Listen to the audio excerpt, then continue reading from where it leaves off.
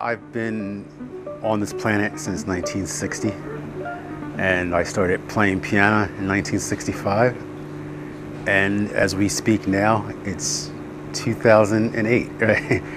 So no, I moved to New York in 1984, and I've been playing ever since.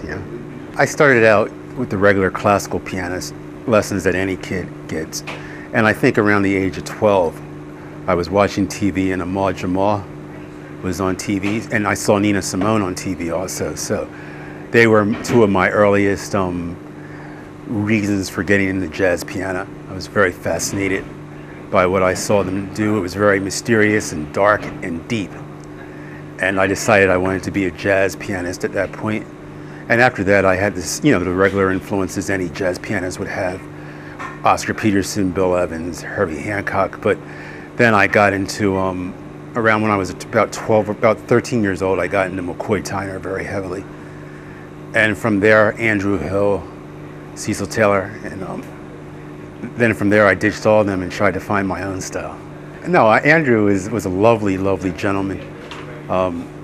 Very quirky personality, but very serious, but also very quirky. And I think he occupied a position in the music that is kind of hard to put your hands exactly on what it is.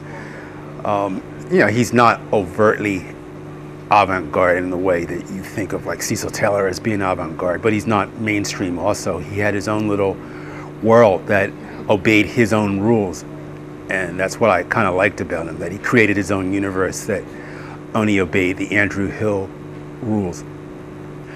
To me, composing is, the discovery of your own poetic landscape or your own world. I mean, when we go, all of us, when we go to sleep at night, we create dreams, and dreams are kind of a poetic, mythic structure of your brain chemistry and your brain rhythms. So to me, composing is the same thing. It's like kind of just trying to go into my own deep psyche and generate a whole universe.